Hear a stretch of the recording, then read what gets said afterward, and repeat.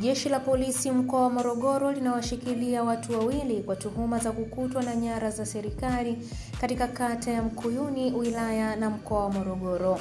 Akizungumza na waandishi wa habari leo Mei 19 mwaka 2025, kamanda wa polisi mkoa wa Morogoro SACP Alex Mkama amesema tukio hilo limetokea Mei 18 mwaka huu, ambapo watuhumiwa hao walikamatwa wakiwa na vipande 6 vya meno ya tembo ambavyo ni mali ya serikali, ambapo walikuwa wakitafuta soko kwa ajili ya kuviuza na kujipatia kipato.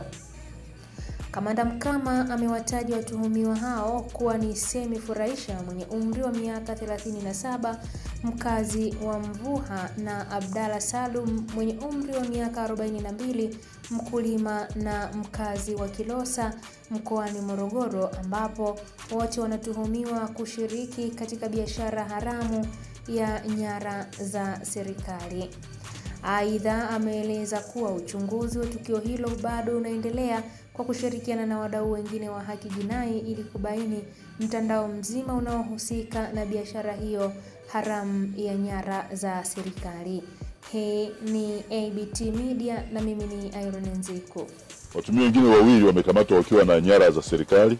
Hili tukio limetokea Mei 18 mwaka huu huko katika eneo la Nzawa, kata ya Mkuyuni, wilaya ya Morogoro.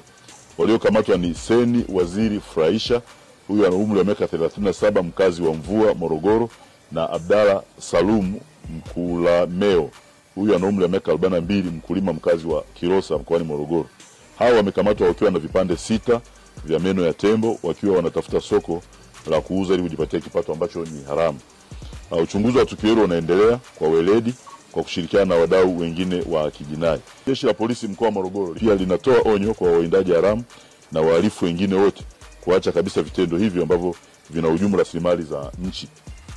Watakaobainika kukiuka sheria hizo watachukuliwa hatua kali za kisheria bila muhali ili kulinda maisha ya wananchi na rasilimali za nchi.